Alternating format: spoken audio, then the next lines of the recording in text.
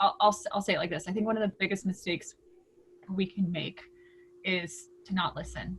If you can't recognize the moment because you're not listening, because you're so tuned into like your map and your flow, you know, your game plan, that you miss a big opportunity, like that's the biggest mistake I think we can make.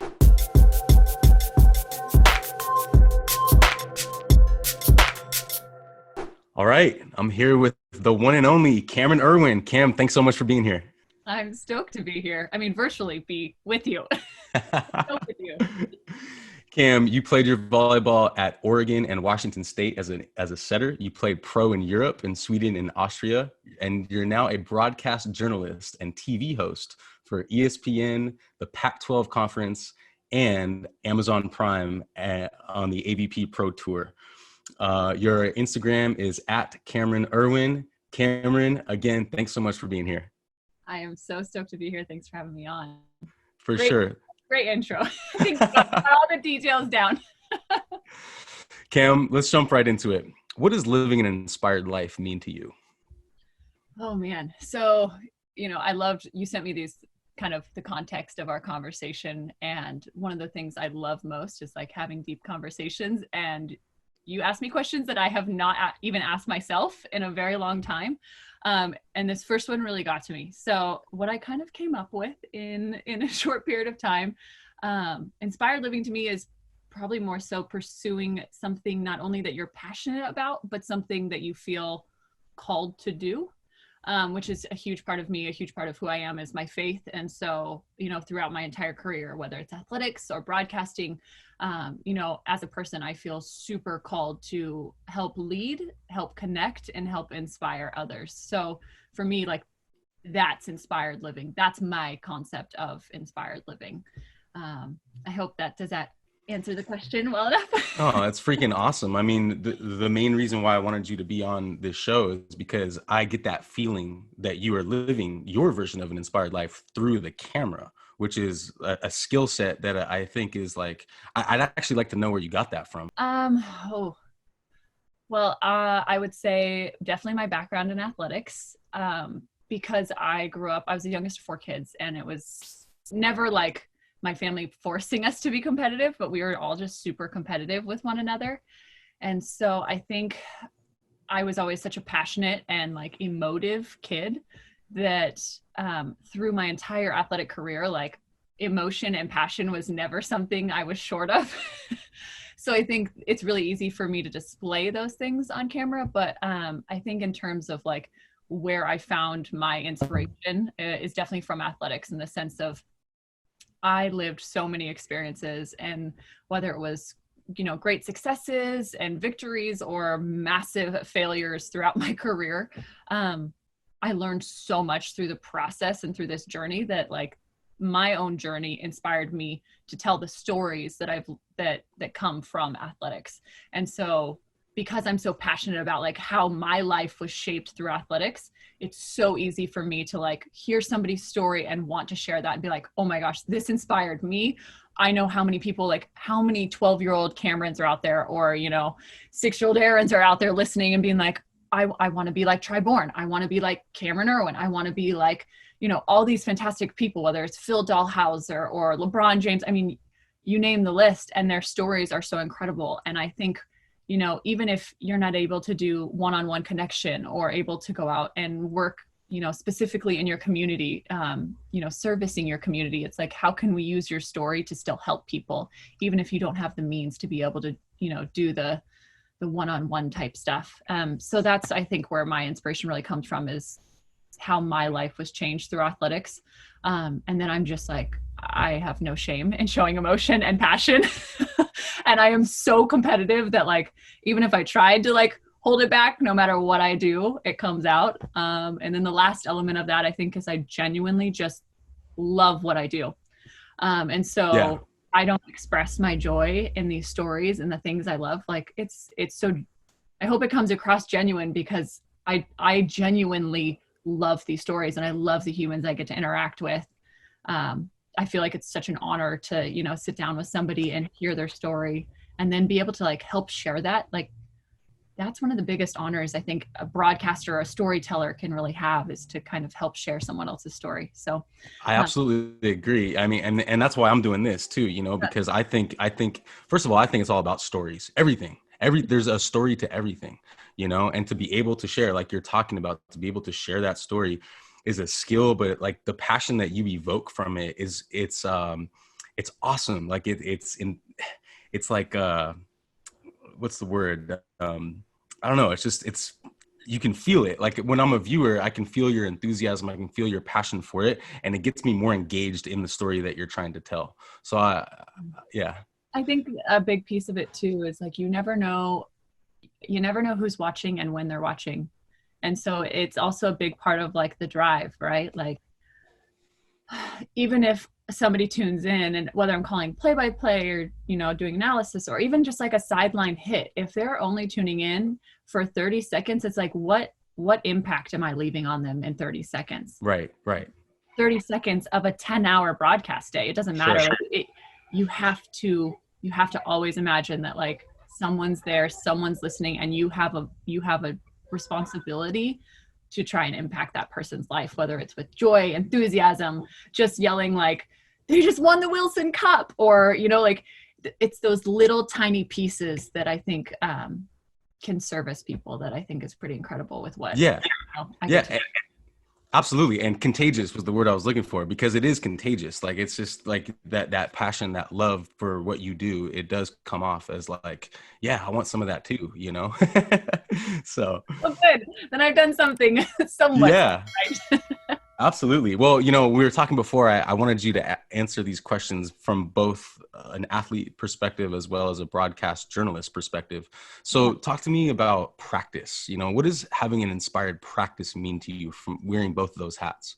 Yeah, well, the first thing that comes to mind when you ask me about practice is, we're talking about practice? Yeah. It sticks out. But I think for me, the biggest thing when referencing practice is intent, passion, objective, and then lastly, competition. And I think the fourth element of that is something that has been lost at times. I was not only an athlete, I served as a coach since about my sophomore year in college. Specifically, I love working one-on-one with athletes too. I work in team settings all the time, but like one-on-one, I just like absolutely adore. And I think one of the biggest questions is like, how can you compete constantly? So, it's easy to go out and do practice, and whether, let's say volleyball players, right? You can go out and do serve and pass and just get reps in. But like, I want to always add an element of competition to hold myself to a certain standard. So even if I'm just doing passing and serving reps, it's like, okay, I need to get 8 out of 10 a 3 pass. Like that's the objective. It's never just like, oh, it's kind of, here's the pass. Did I do it well? Did I do it right? And there are times like when you're breaking down technique that, yeah, you can absolutely take out the competition element, but like ultimately, how are you continually competing against yourself? And so I think right now and we can get into this later, but like in the landscape, especially in youth athletics, like that's the thing I think I try and instill more in athletes that I've worked with in the past, is like, one, how are you leading and how are you like showing character in what you're doing? And then most importantly, like, how are you competing? Like, are you competing with yourself? Are you competing against the other side? And are you confident enough and like willing and vulnerable enough to show that you're actually competing? Because I feel like there's this kind of little trend right now in athletics and in youth that it's like, people are too scared to like show emotion and to be passionate, because if they show it, then it shows how much they care. And then they feel like they lose that if they actually lose. And I'm like, no, like I want you to feel it. I want you to like, that's what fuels you. If you lose, like you should be pissed off. Like it should matter to you, because if it doesn't, then like, what the heck are we here for? Right.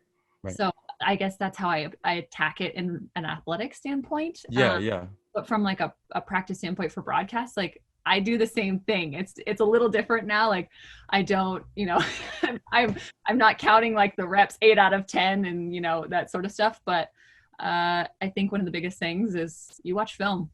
Like that hasn't changed from me being a volleyball player to now. Like I have to go back and watch the film. I watch what I say. I cannot tell you the notes I have on myself and the things I hate, the things I need to change. The list is a million times longer than the things I did well. And like, once you check off the top 3 things on your list to like improve upon, you add 3 more things to the bottom of the list, you know? And so I think it's just this constant revolving door of like objectives and trying to get better and competing with yourself and, you know, trying to just constantly level up. How can you better connect? How can you better tell a story? But they're so similar, how I approached athletics, Right. how you approach the broadcast world, for sure. Yeah, totally. I mean, I love that. Thank you for sharing that. I think also what I was trying to get at with that question too is the way you operate is a choice, and it's also a practice, right? I mean, you show up in the world with this enthusiasm, with this joy, with this passion, with this inspiration. That's a practice too, though, isn't it? Yeah, it definitely is. And the first thing that comes to mind is just like, it's a practice, but it's also, I think it comes to me more of like a responsibility. And that sounds really weird, but it comes from, you know, like my family. I've been incredibly fortunate to have a fantastic family that, like, my parents are my biggest role models. They are the hardest working people I've ever known. And so every single day, like I've had this incredible model in front of me of like, you practice work ethic and you like, there's not even an option to not do your best. Like that was never an option. It was like what I always remember my dad used to come to me and say, like, in moments of hard times, whether it was, you know, hard time in a sport or with a coach or maybe a teammate, he's like, you have 2 options. You can either figure it out or you can quit.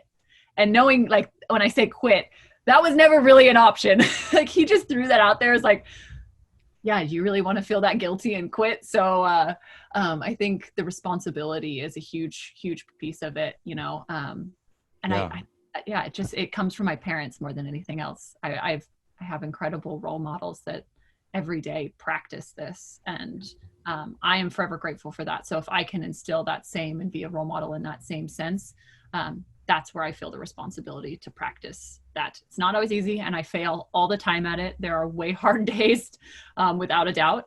But you know, you gotta rejuvenate. You gotta remember what fills your cup. And yeah, I've failed at that practice frequently, but you just kind of have to remember, like, surround yourself with good people and hold yourself accountable.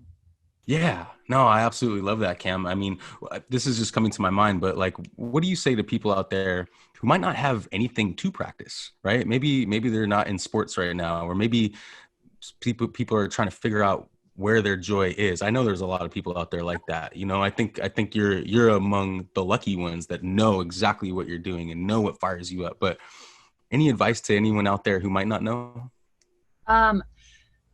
So, you know, what's funny is people see a very small, like, even though I'm, you know, social media, you see such a small window of the things that I'm actually super interested in. So for those seeking joy, I guess my biggest thing is diversify. Like, even though, you know, from my social, it looks like I'm only doing volleyball or I'm, you know, hanging out with my family. It's like, diversify the things you do. I find such joy in creative outlets. So I love graphic design. I can't tell you how many wedding invitations I have made for my friends. You know, I love music, so, and especially country music. So I listen to music constantly. I've started playing the guitar and the ukulele. And then some days it's like as simple as, can I go to the beach? Can I go for a run with my dog? So I think diversifying your joys and not being scared to try something new. Like I broadcast. I'm going to tell you, I'm not a songbird. Like, the girl's got no voice, but like, I'm still picking up the guitar, trying to sing and, like, you know, doing things that, even though it's really easy to fail at, like, just constantly seeking new creative outlets is the big thing. That's, I guess, where I find a lot of different joy. And then, I don't know, I go play volleyball too. Yeah, no, I love that. That's great. Let's talk about mindset. Can you just give us a glimpse of, you know, when you were playing, what your mindset was, and as now as a broadcaster, your mindset pre, during, and post games or broadcast sessions? Yeah. Athletically, I was a lot like my friend Kevin Barnett. I was a killer. Like, I wanted to win. I wanted more than anything to win. I was very aggressive as a kid. Like my nicknames were Bam Bam from the Flintstones. Still to this day, my family calls me Bam Bam. And like Xena the Warrior Princess, Punky. So if that gives you any insight into my childhood, I like Xena. That's a funny one. Let's go, Xena. Yeah, 100%. So I think my mindset was always, I don't know why I always had this desire, like I wanted to win. And I think a large part of that comes from constantly feeling like I was the underdog in everything I did. I grew up in like very rural backcountry, 10-acre farm, like in the volleyball world. I grew up in, Southwest Washington. I had to travel over an hour to get to, club practice. And it was a club that, some of the best kids in Washington and Oregon everyone would travel and try and like play at this club. But it wasn't like the mecca of volleyball world. It wasn't Southern California. I wasn't getting private lessons, like now a lot of the kids I've trained in the past, it's like they have 4 practices a week and then they have 3 or 4 private lessons a week. Right. My private lessons was with a basketball hoop and just setting into it and then like a random net and peppering with my sisters that played. And so I think the biggest thing for me was like always feeling like I didn't have the technical skill, but like I knew no one was going to be more competitive and no one would outwork me. And so that's still the mindset I take now, is like, there are a million broadcasters that are 1,000 times more talented than me that I'm constantly trying to catch up with. And I'm still young in this craft and learning in this craft. But I know like nobody will outwork me. No one will over prepare compared to me. Like I will always prep. And so that's the other piece. So it's like the competitiveness, the work ethic, and the preparation. And those are the big 3 for me in terms of mindset going into something. And then just knowing like, regardless of whether you have, the 6'5" frame, or you're from, Manhattan Beach and you've grown up playing something your entire life, or you had all this background and this pedigree, it's like, you know what, like I'm going to prove you wrong no matter what you say. Like, if you think I can't do this, like bet me, I'm going to figure out a way. And I failed a lot in that, but I still got better. No, but that's great. I mean, I think I heard you say somewhere that you played with a chip on your shoulder when you were playing. Always. Yeah. I mean, do you take that into broadcasting as well? It was like what you're talking about with that little chip. Yeah. I think I definitely, and it's like in all fronts, whether it's indoor volleyball or whether it's college football or, I'm even getting into new areas of entertainment like, for instance, I also just did a robotics competition. So anytime somebody like says I can't do something, or I don't know enough about something, or I'm not intelligent enough to like know something, like, thank you. Yeah. Thank you for saying that to me. It's fuel, right? It made me 10 times more driven at my job. And I love that. Like I set out to prove you wrong. And that's I guess a little bit of fulfillment. And it's like, what kind of drives me? Yeah. It's like people tell me I'm not enough. And I'm like, okay, well, watch. Right. And again, I fail at proving it all the time, but it's the constant thought of like, no, this is what I'm called to do. This is what I'm meant to do. I have confidence in that, and I'm going to fail, but I'm always going to be getting better. And I guess that's the success for me, is like, am I getting better at what I'm doing? So I don't know if that kind of, no, absolutely. Yeah. It's underdog, always a chip on my shoulder. Sometimes it gets a little heavy and I need to like take it off and just take a breath.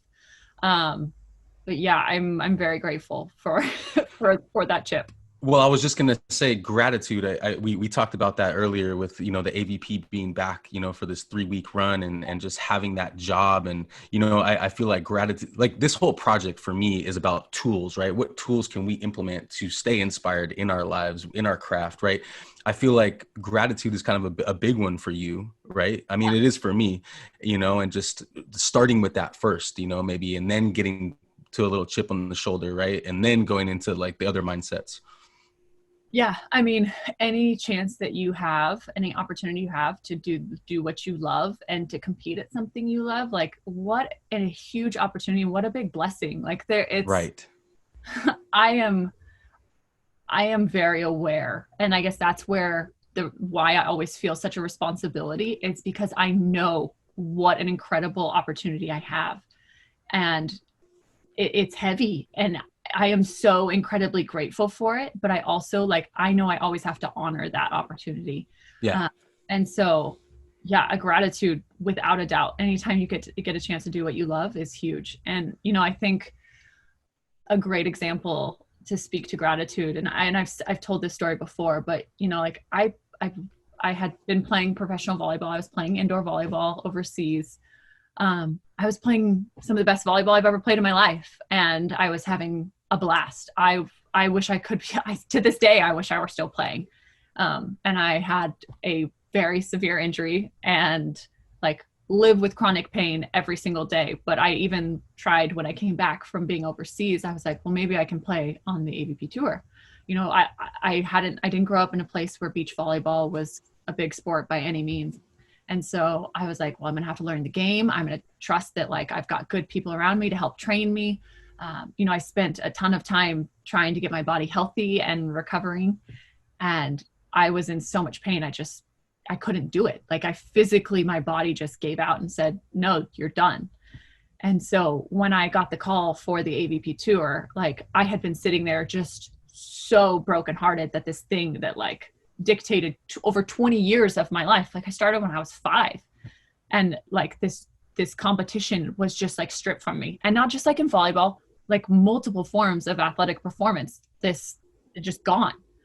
And so to get the phone call and be able to be like, I still get to be a part of this family, I still get to have this dream, was the biggest blessing in the entire world. And I cannot speak to like the gratitude I have to be able to still be a part and tell stories. And it was like God just being like, you know what? No, it's time to switch gears. Like, this is what you need to be doing. This is what I've prepared you for. So that's, I guess, yeah, gratefulness that it was like, hey, it's time to stop now. Like, this is 100% the direction you need to go. Yeah. Well, it seems like you looked at that injury and you described the injury in the Sandcast episode with Try and Travis. Everyone listening, go listen to Sandcast. Those guys are awesome. But you described that injury when you were jumping, and what you just told me is that you've been able to take that injury as a blessing in disguise, which I feel like a lot of champions, whether they're a champion on the court, champion in life, you take things that happen to you and you look at them as blessings, right? Yeah. No, and I don't want to get too ahead of myself, but yeah, it's like, how do you deal with the concept of failure? Like, what is the concept of failure? And so I think to me, like the biggest thing is your greatest failures are also your greatest moments of growth. You can't have one without the other. So like when something happens and when pain hits and when everything is taken from you, it's like, you have to understand, yes, there is a mourning period, and yes, it is going to be the most challenging times in your life, but it's how do I come back from that? Like having faith and hope that things will be better and they will work out, and you have to fight for those things too. It's not just like instantly, like you're going to have to freaking battle. But I am so grateful for everything that, when I say has gone wrong, I mean like the things that I didn't think would happen. I didn't think I was going to have to transfer from Oregon to Washington State. I didn't think I would never get to go to an NCAA tournament. Like those are things, but and as painful as some of those transitions and those big moments in my life were, like looking back, I'm so grateful because I am so much stronger because of them. Like Yes. I am so grateful for every pain and heartache and challenge. And that's what I always, when I work with kids, that's what I'm always saying. Like, don't just try and take the easy road, like, yeah, because you got benched, don't just switch clubs, like figure it out, fight to get back on the court. Like you're going to be 10 times a better person than for you to just like, be like, oh, I'm going to get more playing time over here. And I mean, that's a very small example, but one that is, I feel like very prevalent in youth sports today. But yeah. Yeah. For sure. No, I agree. And one thing that's coming to mind too, and this is an observation, when I watch you on Amazon Prime, and I'm a big fan of the AVP, and, this is what I see, and let me know if this resonates with you. When I see the way you operate, the way you work, is that when you go into a broadcast, you're thinking, what can I contribute? Not what can I take? I feel like, a lot of people, a lot of successful people, we talked about Geeter earlier, right? Yeah. Geeter had that innate ability to just always contribute, and I feel like that's a really good quality, and it has to do with your mindset, because as you go into a broadcast, as you prep for a broadcast, you're thinking, how can I contribute to make the whole thing better, right? Yeah. I'm so glad you bring up Geeter, and Yeah. he's such a phenomenal example. Like, you talk about the innate ability to entertain and to bring joy and to do this job with like incredible craft and mindfulness. And I love Geeter for that, because he has that innate ability, but like so few people see how much work he puts into it. And like, to see his notes, I'm like, so creative, but he works his freaking tail off. Like, there is a reason this man is so good at his job. And it's not just because like it was gifted to him. It's because he's worked so hard for it. And he preps like he should. And it's so shout out to Geeter. I hope you hear this, man, because he's like my idol. And every other Kevin, Barnett, and Dane are going to give me a hard time about this too. But Geeter, I love you. But to answer your question, where am I going with this? Because you brought up Geeter and then I get distracted. Yeah. No, I was just wondering, because I was thinking about the contribution part of your mindset, right? Like how you contribute to the big picture. So what's so funny is people, I think, always assume that if you're on TV because you want to be seen. Right. I'm actually the opposite. So I love my job, and like, yeah, there's fun elements of like, being on camera and getting to do all these fun interviews. And it's like, there is a lot of joy in that. But like, ultimately, every time I step in front of a camera, like, it should never be about me, ever. Right. That's right. Never my story. Like, I'm not there to talk about myself. And my main objective, like, I wish there weren't cameras, 90% of the time. Because I want to try and get the best story out of you. Like, how can I help you inspire people? It's not how I can inspire people. And so I think Geeter does a phenomenal job at that. Like, he knows more than anybody else, and he connects with the athletes, and he gets nuggets of information because they genuinely enjoy him and trust him. So it's like, can I build relationships like that so that I'm better able to serve those friendships? And ultimately, like, my job is to be there for you and to like make your story known. It's not about me. And so that's I guess how I always try and attribute everything I do on air. And of course, like, elements of you are always going to pop out, fun jokes and little things and your personality, but like, how can you weave those things in while also still like doing your service, which is telling someone else's story? Yeah, I mean, absolutely. I mean, again, that's exactly why I wanted you to be a part of this, because I feel like you do that innately, right? But you play the game. And that goes back to this whole thing of a game, right? Like, even like, I know you're covering a game with beach volleyball and the AVP. So you're constantly surrounded by a game. But would you also say that broadcasting is a game in itself? Oh my gosh. The perfect example is like a puzzle. Yeah. So, especially play-by-play. I play-by-play because it's something that I never saw myself doing when I first entered this industry. But once I was put in a position to do it, it is the biggest challenge to me, which is why I think I enjoy it the most. And also, like, that's why I love covering other sports. It's like the puzzle of figuring out, how can I best tell these stories? How can I best cover this sport? And it's as simple as, like, you have so many different elements of a story. So, you've got the setup, and you have the background and the setting, and you want to be descriptive in your storytelling. And so you're kind of setting the scene. And then it's like, okay, well, how can I still tell the story while watching the action and fit it together? How can I tie this scene set to the play you're seeing on the court? And then it goes back to, like, okay, point finishes. How can I circle back to the story? And ultimately, like, the entire game should be a story in itself. So, like, the finish, like, the finishing scene is, the finish of the Monster Hydro Cup or the Wilson Cup. And it has this big element of victory, right?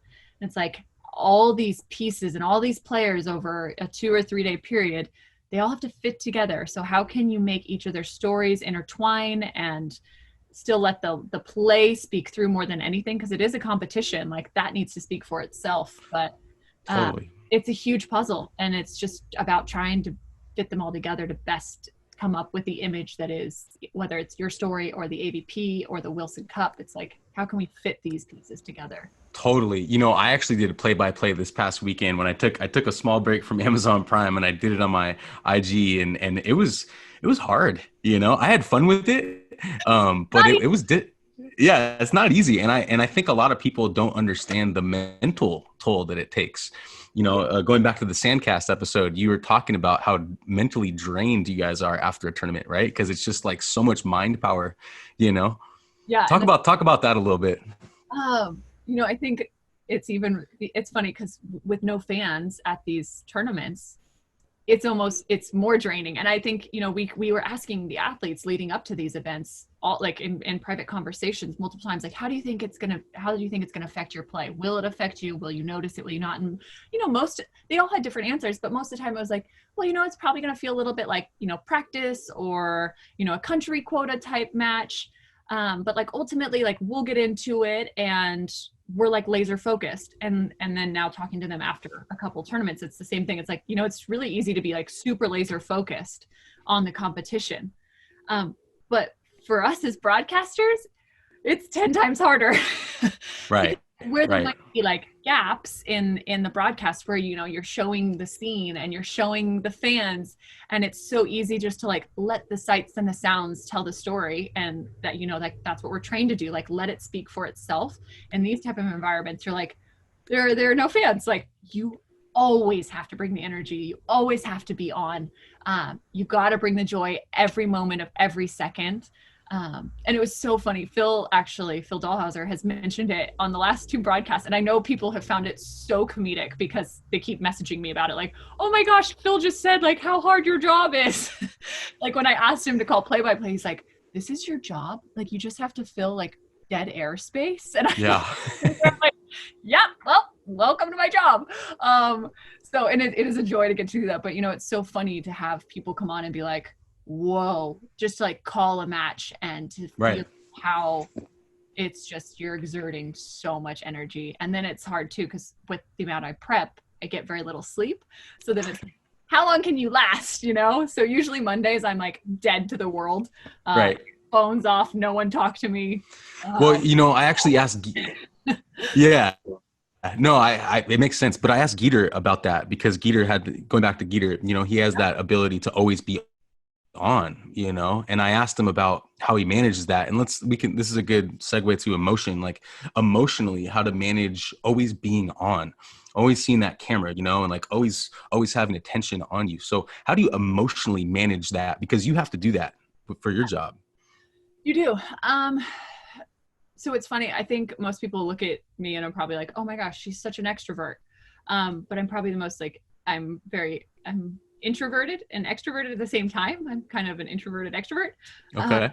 So when I'm off camera and when I'm like around my people and, whether it's my friends or my family, I love to still entertain, but like, I just love to exist sometimes. And just be, huh? When I'm in environments where like I am called to give, I'm constantly giving, So whether it's coaching, like I am all in, I am exhausted. Even when I was coaching, I was exhausted afterwards, whether it was a 1-hour practice or a 3-hour practice or, like when I'm giving, I'm fully giving of myself. And then when I'm not in an environment like that, like whether, if I just get to be relaxing with my parents or my siblings or my nieces and nephew, I always love to help out and, love taking care of the kids and doing that stuff. But even then it's like, how can I just be?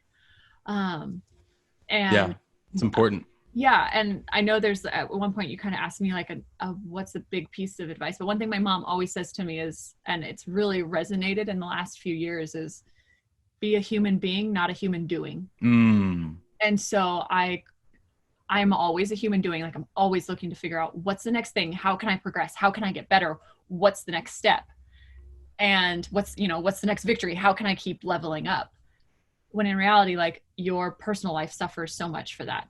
And so when I'm not doing those things, I am just like a normal human. Like, you probably think I'm like constantly doing it, and I'm like, no, like I like to hang out with my friends. I like to go down to the beach and play volleyball.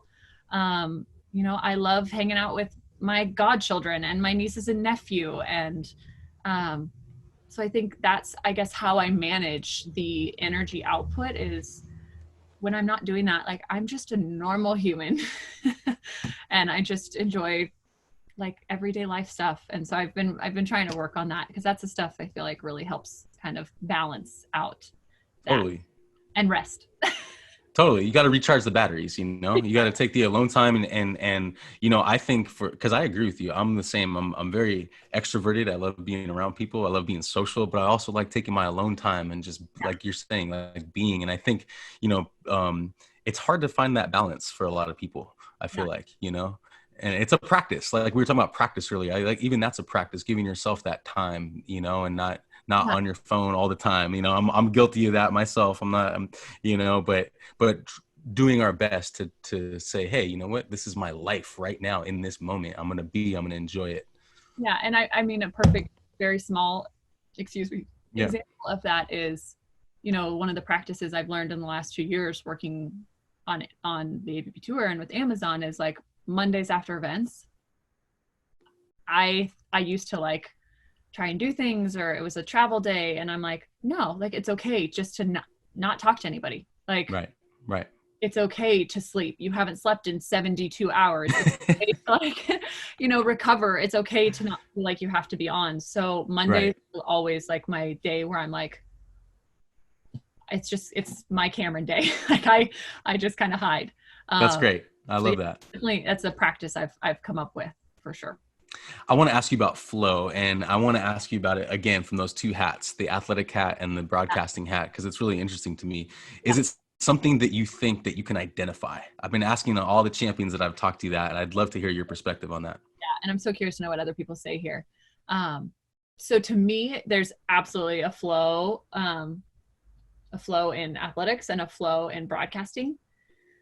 Now, one of the things that has always stuck with me is when I was in college, just like writing for the athletic department, writing for the local newspaper, I used to chase after big names to try and get interviews for. I was like a no-name athlete, like nobody cared, but I was like, I can get this interview. And one of the interviews I chased after was Michael Gervais, who is one of the top sports psychologists in the United States. Shout out Michael. Yes. He's awesome. Yeah, absolutely fantastic. And everyone go listen to, sorry to interrupt, go listen to Finding Mastery by Michael Gervais. He's amazing. Go ahead.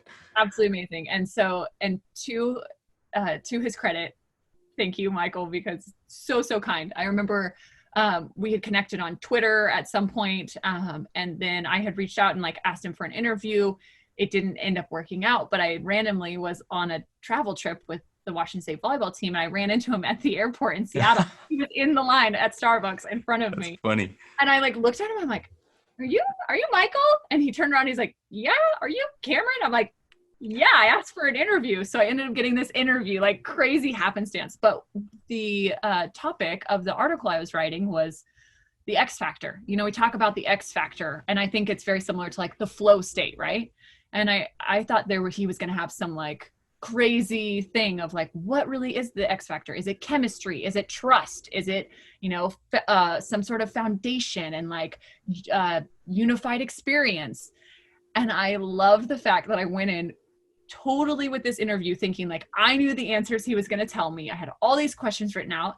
And the first question I asked him was like to define it. And he's like, yeah, there is no thing called the X factor. And I'm like, oh gosh. I had all these questions, like my interview just got thrown out the window, and I'm like, well, there goes my article in a sense.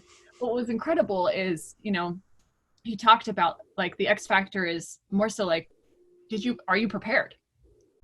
And so to me, like that really stuck with me is the X factor is the preparation you put in. So that encompasses all things. It does encompass trust. It does encompass your foundation, your values, all of that good stuff that goes into having this flow state, this X factor. And that's true to my athletic career as well as broadcasting. Like, I feel like I'm in the flow state when I'm broadcasting because of the amount of content and preparation I've done beforehand, the number of times I've practiced. And there are definitely elements where I'm like, oh, I'm on. And there are moments I got to fight to be in that flow state without a doubt. And it's just like, whether the game's, a 15-point differential, or there are, are other circumstances going on, you're like, you got to figure out a way to get there, and kind of portray that you're in that flow state. But I think, obviously elements like fans and energy and those kind of things always kind of help make you feel that way. But ultimately, Sure. like, flow state to me is your dedication to your craft, your preparation, and like, I think through every scenario that could go on in any sort of event. And so I think if I have all of these, like, I think a map of like a flow chart, like, if I have all of these scenarios that I've prepared for, I can flow in any of those directions. So it may pop this direction, it may go this another way. And as long as I prepared for any direction the conversation could go, like, I can be in my quote unquote flow state. So you're basically saying you're banking on your prep, you're banking on your training. Yeah. Yeah, I'm banking on the fact that, like, I have prepared for every scenario. And even if something happens that I haven't prepared for, like, ultimately I ask myself the question, like, you're human. What do you want to know?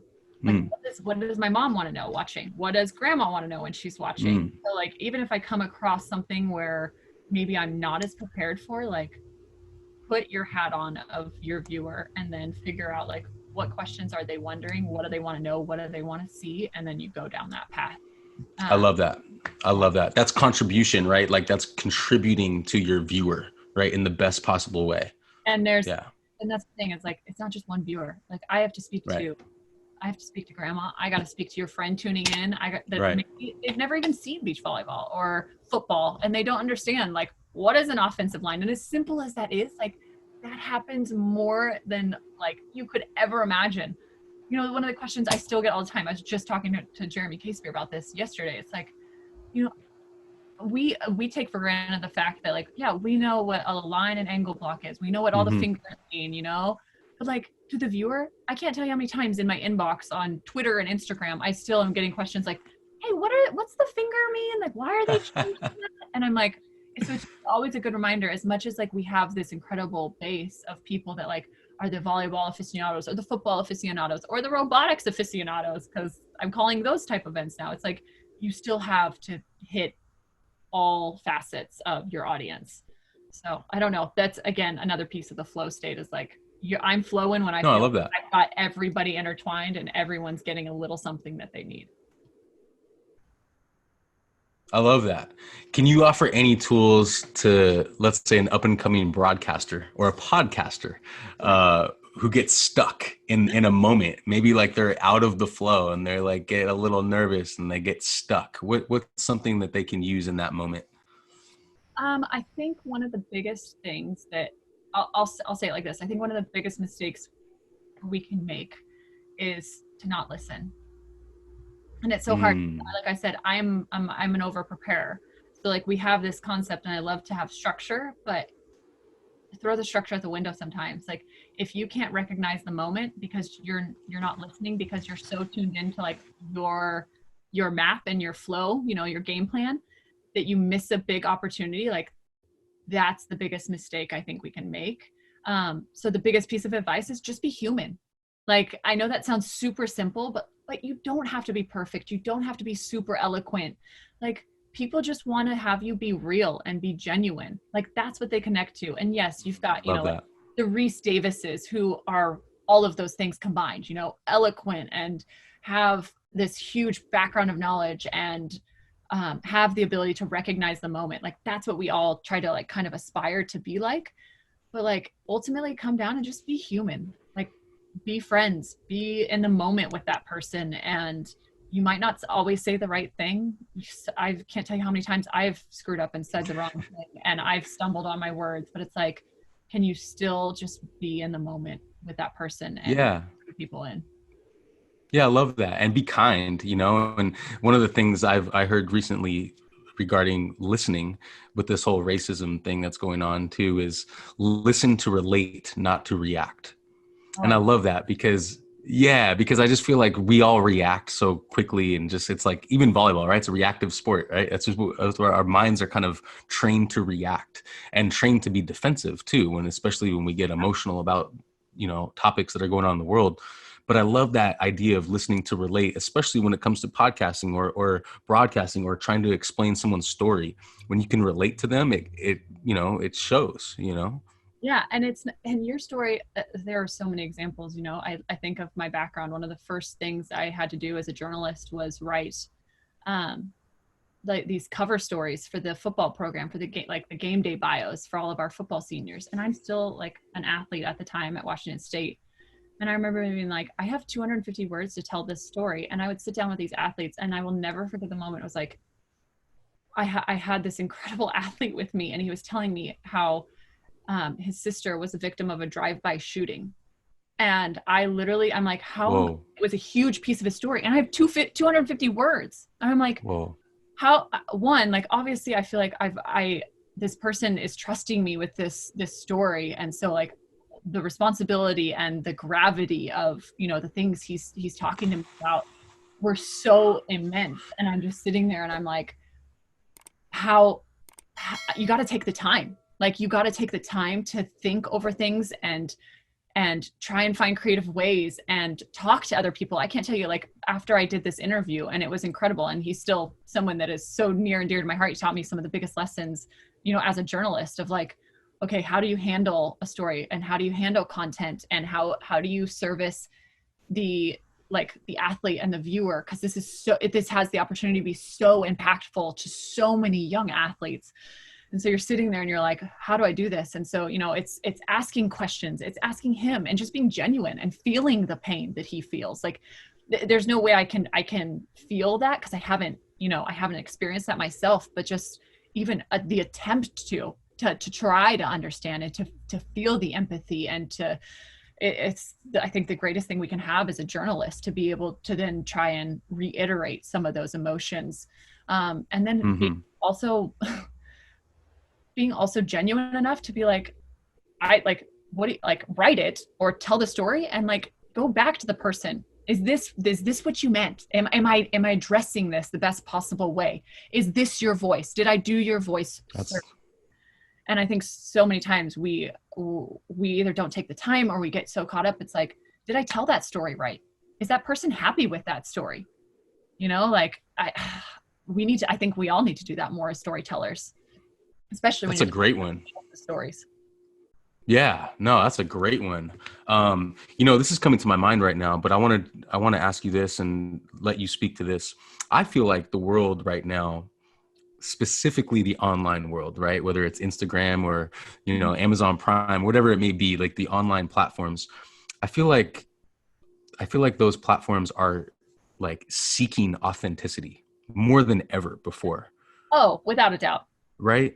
Speak to that a little bit. Like, what does that mean to you? And can we inspire other people out there who might be listening to like figure out what that really means?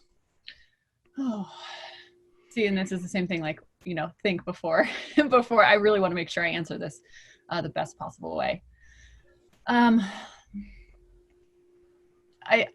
always with platforms, whether it's my own social media or, I've worked for Facebook, I've worked for Amazon, and I'm starting to work with other, streaming platforms as well. And even just regular linear networks and television. There is a disingenuousness that I think has kind of developed with social media over the last, decade of its existence. But I think in the last even 3 years to 5 years, there's been like a huge outcry of people saying like, enough's enough, whether it's, right, social injustice or body image conversations or self-worth.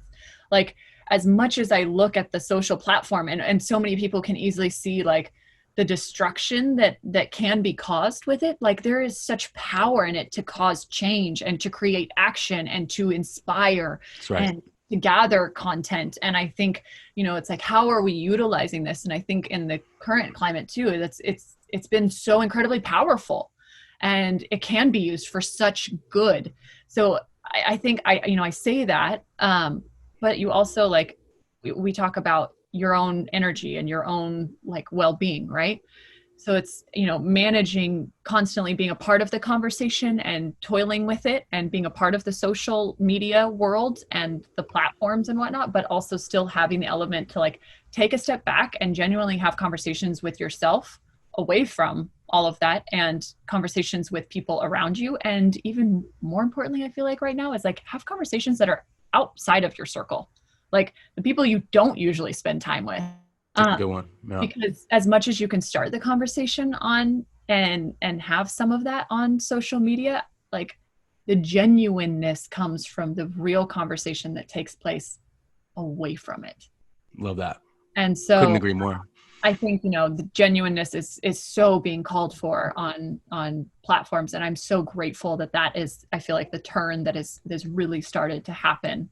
But man, yeah. I guess my biggest thing is like, I encourage people, if you feel called from social media, to address something, or to that it's just really pulled at your heartstrings, like talk to your people, sit down and have conversations.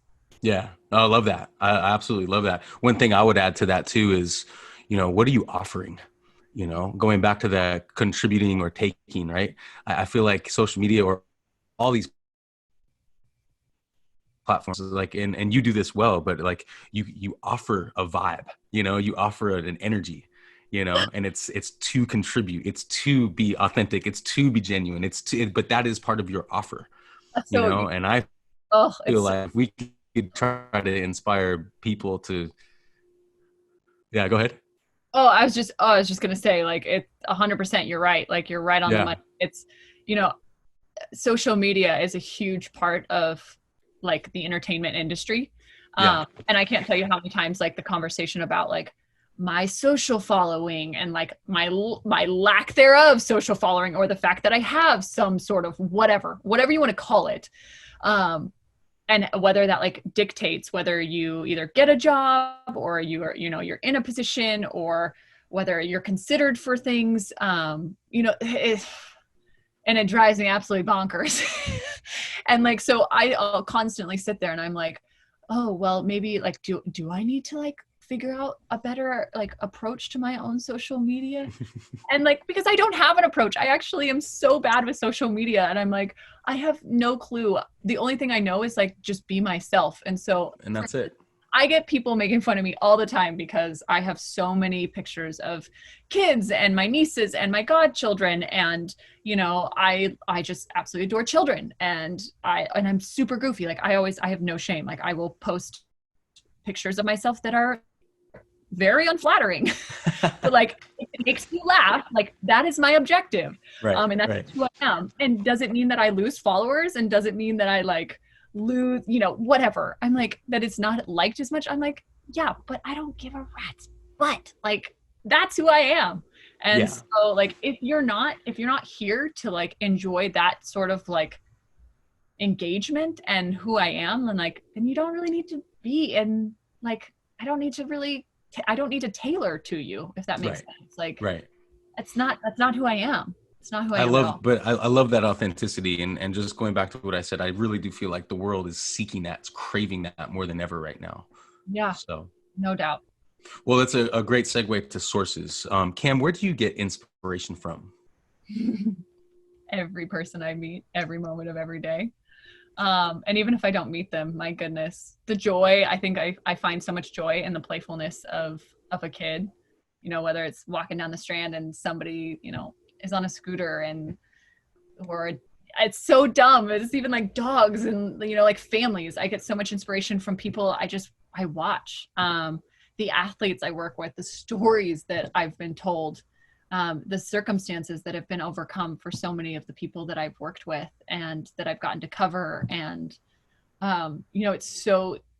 it's so much easier to be inspired when you are involved with people and you're connecting with people. Like if you're having a hard time being inspired, talk to somebody. Like you're probably just sitting there and you're not like, it's like, well, where do I go from here? Do I read a book? Yeah, that can absolutely inspire, but like connect with people. And even if you're an introvert and like you don't have the energy or you're exhausted and you know, just like, but spend the time connecting with people. I guess that's, Love that. I find all of my inspiration from the people around me. Love that. You know, the most inspiring people that I've spoken with on this project, and just people that I've known in my life, are unconditionally inspired, right? Like the conditions around them, it doesn't really matter too much.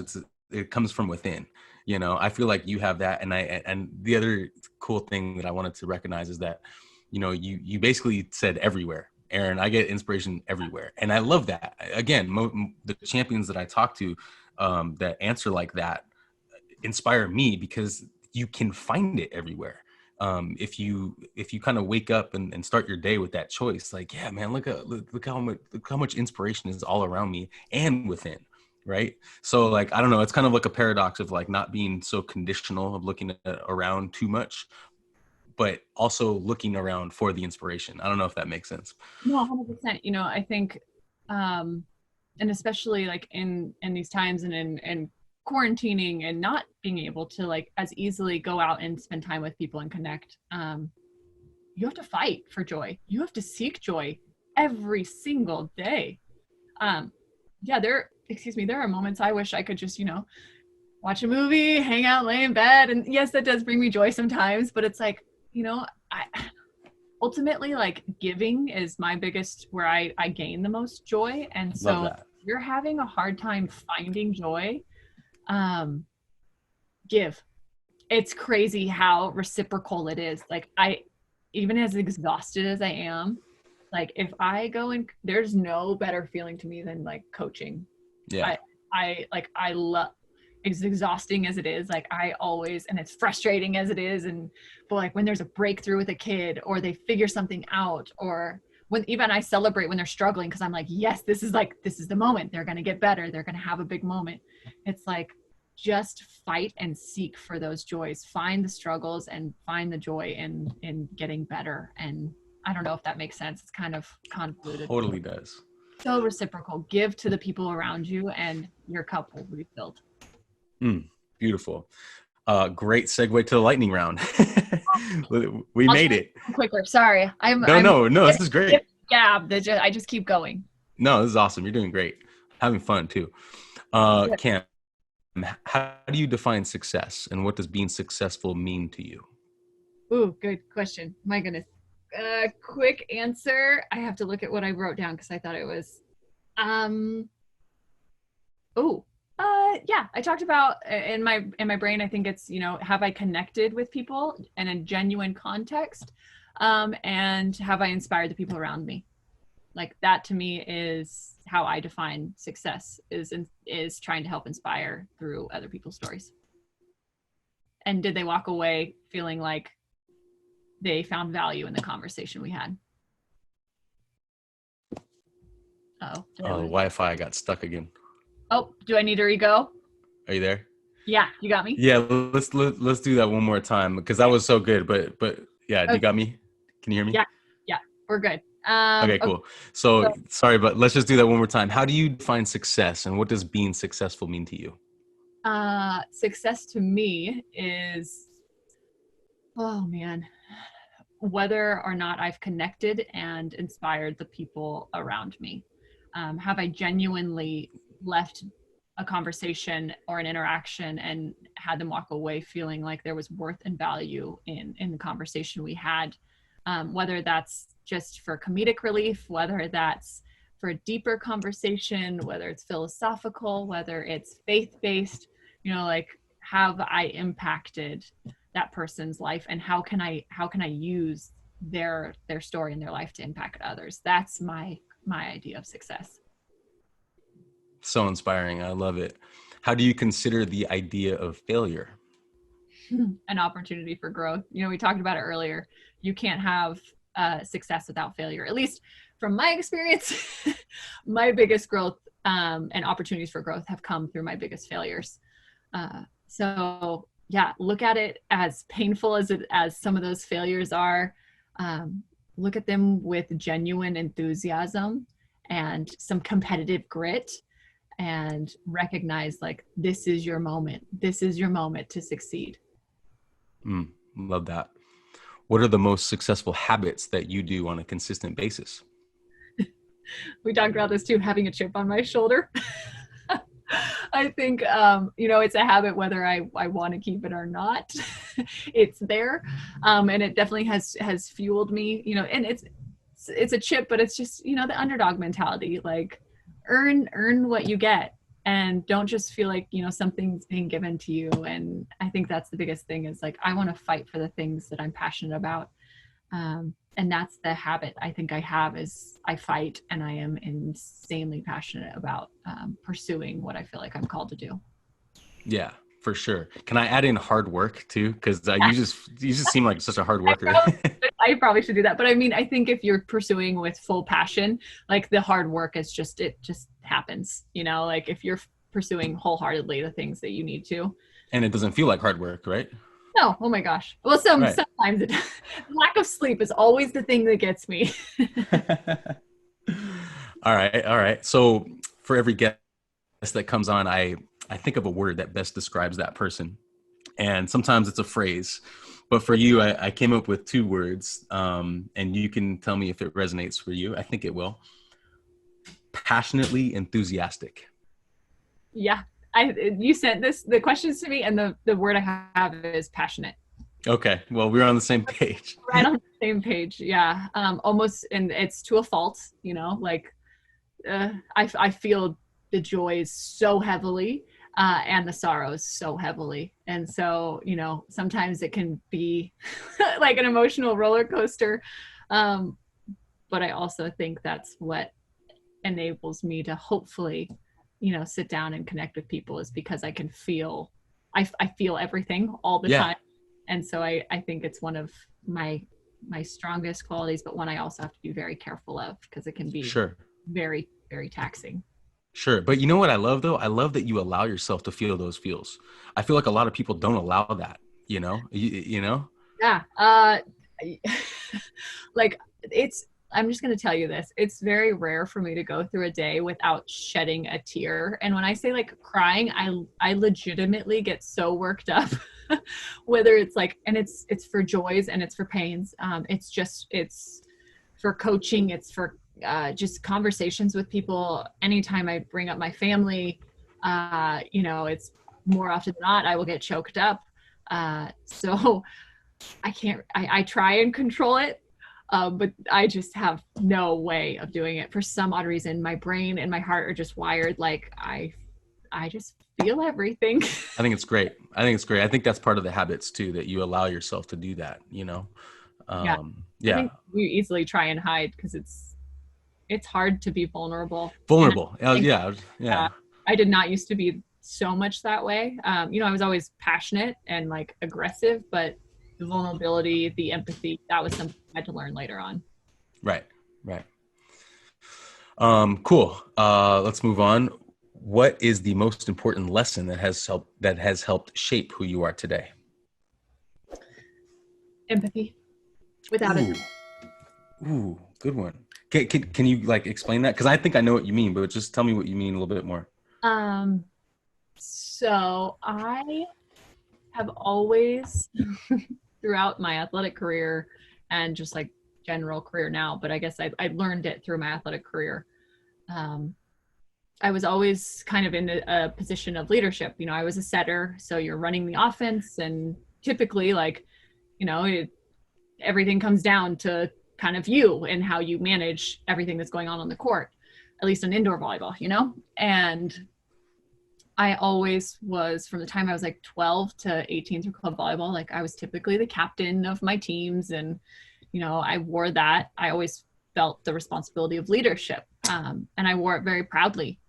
And I got to the University of Oregon, and I was not in a position of leadership. And I had to figure out ways to still like lead from being a follower. And so that was some of the greatest lessons I learned while at Oregon, was how can I connect with my teammates, and just be there for them. And I think I learned to just show up and do the hard work and help service everyone else to like get to a common goal. But then when I went to Washington State, I was kind of like thrust, same thing, into a position of leadership again. And I will never forget, I am so indebted to all of my teammates at Washington State, and my coaches too, because it was incredibly challenging. Like we were in a time when Washington State like I transferred and like they hadn't won a conference game before. And I'm going, oh boy, like we're all called, like all 18 of us are meant to like rebuild this program. And I'm supposed to be like helping to lead the charge. And I thought that, like I was this great leader and that I was leading these women, and that like, this is the way you do it. You do it with hard work, and you have to, have these attributes. And I realized, because my team came to me, I will never forget the moment. It was after we lost to Colorado. I think it was my junior year. So I went through my sophomore year thinking that I was, doing a good job and trying to help and doing everything that I could. And I think it was junior year. My team came to me and we lost. And I will never see the Mile High City the same way, and that gym the same way, because that locker room changed my life. I went back there and my team looked at me and they were like, you think you're leading us? You have no idea. None of us want to follow you. And it was the biggest wake-up call like I've ever had in my entire life. So incredibly grateful that they were willing to come at me like that. And just like, I had a huge like come to God moment. Like, what am I doing? What am I doing wrong? And I realized like, I am not listening. I'm acting more like a dictator than I am a leader. And so the concept of empathy is like the first thing that triggered in my mind. Like, what are you really doing for these women? Have you genuinely talked to them? Like, what are they struggling with? Is it their homework? Is it that they can't hit a certain crossbody shot? Are they not getting reps they need? Am I not just showing up and being there? Am I not, giving them rides places? Like it's as simple as just servicing your team and helping in any way you can. And I thought that like by me working as hard as I could and telling people what to do versus like genuinely asking them, what do you need from me? How can I lead you better? It was the greatest lesson I think I've ever learned. And those women, I don't know if they'll ever listen to this, but I am so incredibly grateful to them, because it was a practice, and I had to build trust. I had to rebuild a foundation, and I had to genuinely learn, like, whether it was me sitting down with my teammates and going through like their assignments for the next week. Like I would build out their planner, and that's how I could best serve that athlete. And learning also that not everybody approaches and performs doing the same things I do. Like some athletes are better not practicing as much, and I couldn't even conceptualize that thought. And so understanding like some people are just, their bodies need more rest, and maybe they get too worked up if they're doing this approach or this approach. So just understanding where somebody's coming from, how they genuinely asking like, how do you best function? How can I service you in that? The whole idea of empathy and understanding and taking the time to learn about people to try and kind of be the best possible leader. And this is something I'm still working on every day. Like, I fail at it every day. But it ultimately comes down to like care. Like how much do you really care for that person? Because if you care for that person, you will have empathy for that person. And it's, so many people always conceptualize the idea of empathy with the word sympathy, and they're very different contexts. Right. I think it's like genuinely spending the time to know somebody and to come alongside somebody versus like coming at somebody. I had to learn the difference. Too. That's awesome. Thank you so much for sharing that. I want to respond to that because what came to my mind is this: not having judgment, right? Yeah. Because it's so easy to have judgment, and also meeting others on their level first. Oh, that's exactly what I was just saying. Yeah, like it's the difference between like you do not lead by being above someone or coming from a position of authority over the top. Like I just always so it's such an image to me of somebody like being out in front, when in reality leadership is being alongside and maybe even potentially behind somebody and helping to push them along. And that's just an image that always circulates in my brain. It's like, I am here with you. We will do this together. I'm not here to tell you what to do. There's no judgment here. We are going to figure this out together. Yeah, it actually reminds me of 2-on-2 beach volleyball, right? Because that's kind of what you got to do on the court. Yep. I mean, it's what you got to do in life. Right. It's what you got to do in sport. It's what you got to do in life. Like, it's what you have to do in relationships. Right. Huge lesson. Yeah. Cool. Awesome. Just a few more here, Cam. Can you share the biggest challenge you've been through on your journey? Oh, there's so many. Gosh, what did I end up writing down? Because this one was, biggest challenge.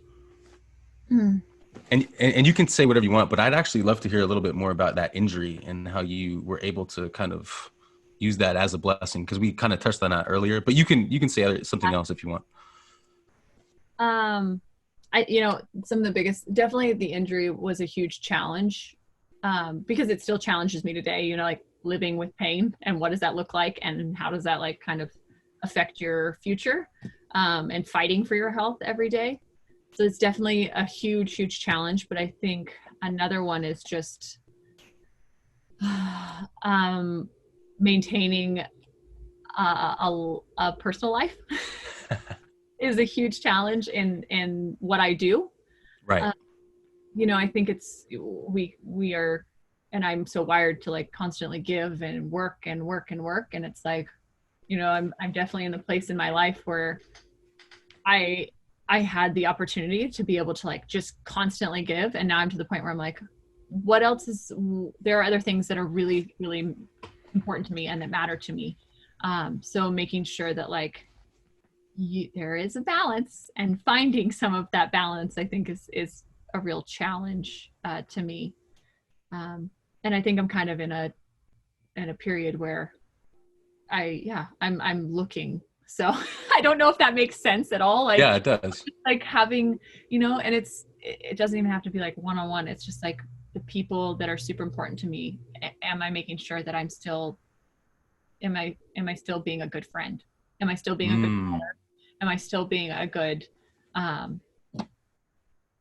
like just a member of society, even in general? Like, I need to make sure I'm still there for the people that are there for me. I think that's the easiest and simplest way to answer that question. That's beautiful. I hope so.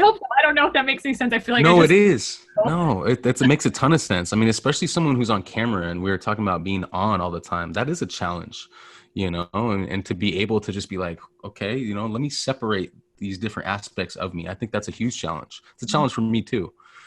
Talk about the biggest challenge you see for your athletes when you coach them. Vulnerability. And I talked about it a little bit earlier, but being vulnerable enough to show that you care, to show that you want to win, to show that you're competitive. I think there is, for a lot of the athletes that I've worked with, and again, when I speak to this, I'm generally speaking towards like youth athletics. I don't get to a professional setting. That's and not have these attributes. And that's also what I'm trying to tell, the younger generation, is like, you're not going to get to where you want to go unless you have these attributes. Like, you have to have passion. It doesn't have to always come out in the same way. You don't have to, express it or emote it. But like, you genuinely have to try hard and you have to care. I think, I work with a lot of kids that have a ton of help technically. So like they get phenomenal coaching and they have thousands and thousands and thousands of reps, but it's like, what's going to set you apart?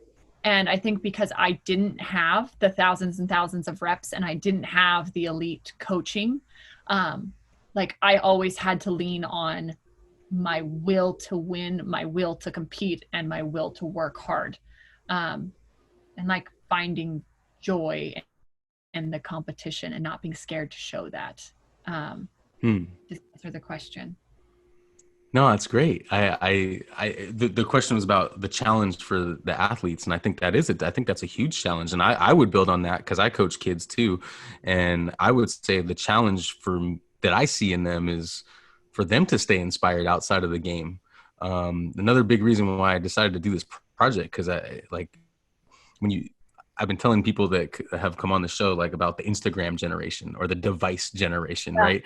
Like, they're so into those things, and it's such a challenge, I feel like, for them to be not so desensitized. You talked earlier about your sensitivity. I think that's an attribute. I think that I'm the same way. I think that's good, but I think the challenge that I see is that life's becoming quicker, technology is becoming faster, right? And they get stuck in these devices and these worlds, these Zoom worlds, these Instagram worlds, and it's like, I think the challenge is to not to be too stuck in those worlds, and also to find, like, going back to the inspiration, finding it everywhere, like, find it everywhere, Yeah, without a doubt. I guess I always challenge the next generation to, like, to not be fearful to care. It's cool to care. Yeah. Things that matter. It's cool to fight for something. It's cool to be challenged. Like, life's not meant to be easy. It's not. And how about this one? How about to dream big? That's another thing. Like, dream big. That's for us too. Yeah. You're talking to a girl that, when I grew up in a three-way stop sign town, and on 10 acres, and you tell people that you want to, tell stories on ESPN, and they look at you and they're like, well, luckily I had wonderful people surround me that were like, yes, of course, you can do anything you want. But, like, yeah, people are going to call you crazy. Like, and to say, like, I want to compete in the Pac-12 conference. That was a dream I had, no joke, since I was 5 years old. And right. To say, like, I'm coming out of rural Washington, and, like, I want to be a professional volleyball player. Yeah, people probably look at you like you're a little crazy. Right. I think it's different now than even when I was playing. But, oh gosh, yeah. People told me, I even had coaches tell me that I could only play D3 volleyball. And I was like, oh, okay. Or, like, going to camps, and to these huge camps when I was like 16 years old.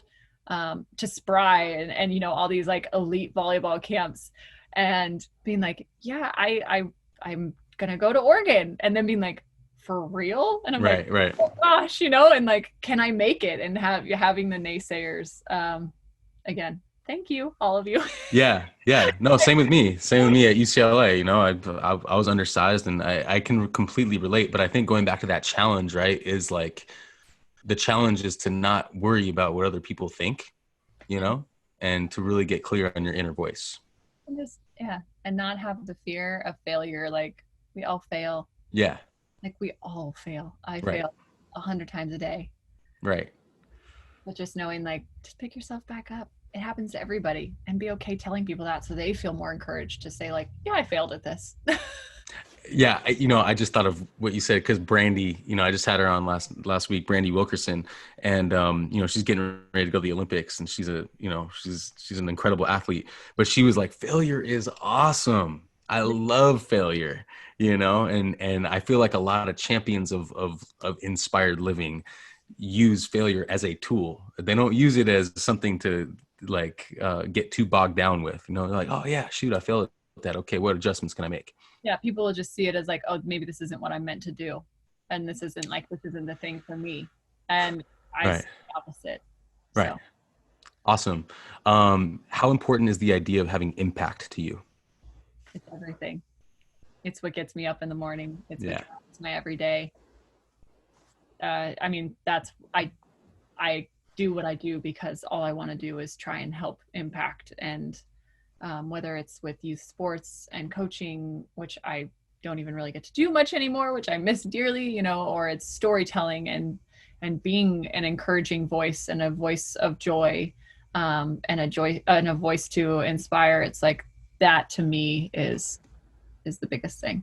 Mm-hmm. I share that with you. I feel like right now, I know I'm talking a lot. I'm supposed to do a lightning round here, but you're inspiring some thoughts in me. But I feel like right now in the world, agree or not, let me know your thoughts on this.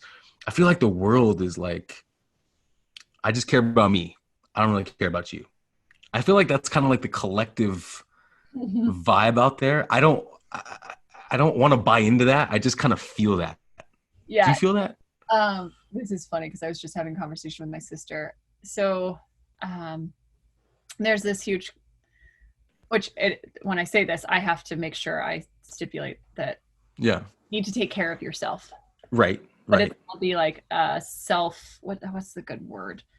Gosh darn, what's the concept where it's like you gotta make sure, like me time and taking care of yourself, and you can't give if you don't have anything in your own cup. And I feel like I would see that a little differently.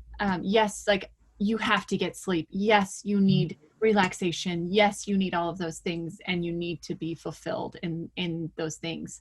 But like ultimately, like it shouldn't be about making sure like you're okay. At least I live my life that way. I try and sacrifice. I'm the opposite. I sacrifice to a fault where like my world around me might be falling apart. Like, whether it's my car or my laundry's not done, or I haven't had the conversations with my friends. Like I am the opposite. Like I've sacrificed a lot of those things. And I have to give. I have to give because that's what fulfills at least my heart and my soul. And now I'm starting to realize like, okay, just making sure you're giving to all the things you need to give to. I think I get so cornered into like, I have to give in these 3 areas of my life. But just making sure like I kind of still diversify where I'm giving and prioritize really. Yeah. And I think what you were saying earlier is like, you have to prioritize self-care, but you also have to see yourself as a shepherd for others. And the biggest self-care for me is to give to others. Like that, I care for, this is a perfect example. I care for myself by giving to others. Love it. That's what makes me happy. That's what gives me joy. Well, I think you just answered my next question, which is, what is your ultimate why? Yeah, that is why. Yeah.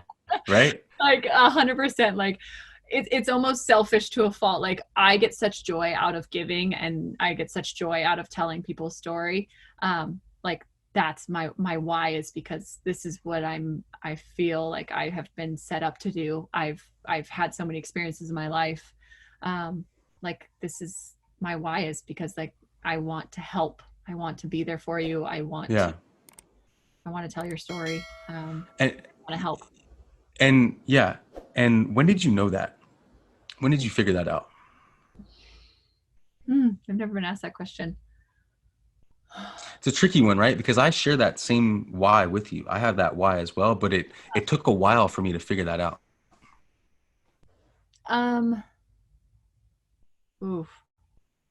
There's a lot of levels to this. I think, oh man, I think it boils down to my faith and like what I feel in that. That's really hard. So I don't know if I can pinpoint a moment, because I think it's more of a journey. I think that's maybe a cliche to say, but man, I don't know. It's a tough one. It definitely comes down to like the moments that maybe something clicks or something happens, whether it's coaching and somebody gets it and you're like, I affected that person's life. I impacted that person's life. So yeah, maybe it's a series. I'm going to say it's a series of moments and circumstances and experiences versus like one big moment. Sure. No. And that makes sense. And I think you're right. And I think part of, again, the bigger why for my project, for this whole thing, is to try to inspire others to think about that more. It's not like one answer. But it's a thought process. Like you said, it's a journey. And I kind of wish, for me anyway, I thought about that when I was growing up. But like you're having fun, you're playing sports when you're growing up, and you're regimented, you go to school, like everything's so like I just wish that I was encouraged to think about that more, I don't think that, that's not something I've ever, it's probably something I should, like when you're working with people, like what is your why? Right. Then it's a huge question. Yeah, it is. And for me, it comes down to like the moments with somebody. And I don't even know if you can like define them, but it's like those life impacting those, and it's as simple as like a smile. It could be a conversation. It could be a huge conversation, but like it comes down to those moments when I think we truly and genuinely connect with one another. Yeah. And that connection, when you're clear and you have that clarity, that connection just exponentially gets better, doesn't it?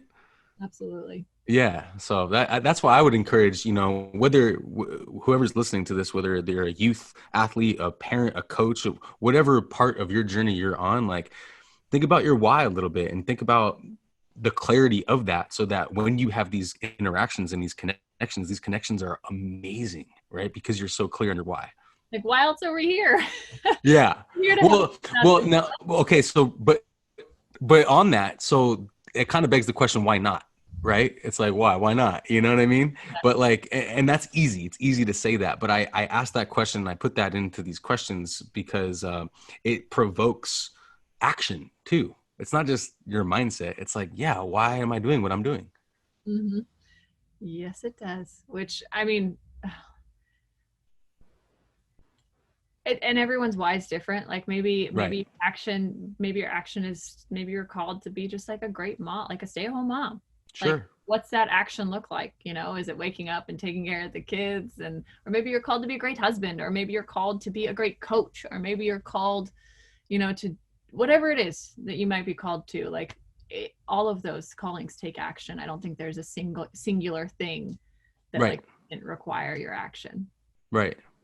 Okay, cool. I want to ask you about your advice. What's the best piece of advice you've ever received and why? That would be probably from my mother. And I shared it earlier.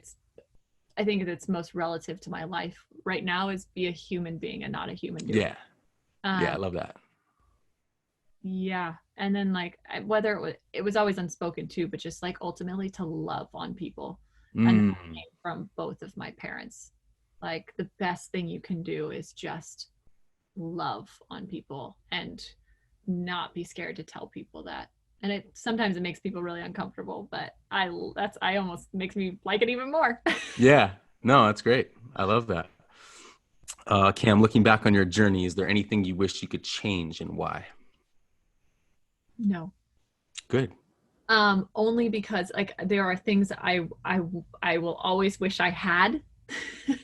I always wish I had a national championship. I always wish I could be an Olympian. I always wish I could, there's all these things. But I am so grateful that I didn't get a lot of those. I'm so grateful for the journey that I did have, because yeah, I have an amazing life right now, and it's full of insane challenges. And there are moments of absolute pain and heartache and stress and exhaustion. But with that, it's like the greatest calling, and so fun for me to get to do what I'm so passionate about. And like, I wouldn't, if I hadn't gone to Washington State, I wouldn't have met the people I had. I wouldn't have learned the lessons from my teammates. I wouldn't have the journalism degree I have. I wouldn't have pursued, certain things. So like, even though I might not have that national championship, like, I have something that's so meaningful to me, and that is my relationships with the people who taught me some of the biggest lessons in my life. So, there are things I wish I had, but I'm grateful for not having them at the same time. Well said. Okay, last question. Talk to me about fulfillment. What does fulfillment mean to you? It changes every day, but I think the base for me is obviously impact, going through those things, like the things that really fill your cup, inspiring people. And it is also having really great people around you. I think fulfillment is like, it's different for everybody. Fulfillment to me is having a family, like whatever that your nucleus looks like, it doesn't matter. It's just like, do you have a nucleus? And whether your family is just your friends, or for me, it's just like, still I don't have, any kids or anything on my own or anything, but like, I have my family and my support system. And my friends are a huge, huge piece of that. And bless their freaking heart, because I don't always spend a ton of time with my people, but they're always supporting, like, whether it's just as simple as tuning into a broadcast or sending me a note, or just like letting me show up and be there. And that to me is like a huge part of fulfillment is connecting with my people and being with my people, and just, again, loving on everybody. Camryn Irwin. Wow, this was so much fun. I mean, like, we went deep. I hope I didn't bore anybody as with my jabber, because Lord knows I can go on, and these are the kind of conversations I love to have. But I also, like, am a huge work in progress. So, like, I hope y'all don't think I have it figured out, because I definitely do not. And me too, but again, I know we went over our time a little bit, but I'm very grateful for you for allowing us to go this deep and talk about these things that I think are foundational, and to anyone listening, I hope that we provided some value for you, and you guys can take any of this stuff and relate it to your own lives. So, Cam, thank you so much. Just share with us real quick how people can find more about you. Well, I'm on Instagram. I am on the social platforms. That's probably where more people reach out to me than anything else. I'm on Twitter too, but at Camryn Irwin. I spell it weird, Camryn, Irwin, Irwin. Thanks, my older sister, for that name. Weird. But anyways, yeah, you can find me on social platforms. I try to really engage as much as possible. Hopefully I do a good job with that. So shoot me a message. Yeah, and I'd love to chat. I'd love to chat with you. Awesome. All of you. Awesome. You rocked it today. Thank you so much, Cam. Well, thanks for having me on, and hopefully I can help, inspire some other folks, and you inspire me as well. So thanks for doing it. It's awesome that you're, spending the time and having these conversations, because I think we need to all have more conversations like this. Thank you very much. Well, we should do a part 2 sometime. So let's do that. Yeah. All right, Cam, thanks again, and we'll talk soon. Sounds great. Okay, bye. This episode is brought to you by DAF Global. If you're looking to start a podcast, or you have a podcast and you're looking for editing services, hit up my guys Oliver and Garrett at DAF Global. They're awesome. They help me with this podcast, and they take care of all kinds of different services like editing and audio enhancement, and they're great to work with. They're also offering a 10% discount to all Within the Game listeners. So hit my guys up at DAF Global on Instagram, and also on their website, www.dafglobal.co.uk.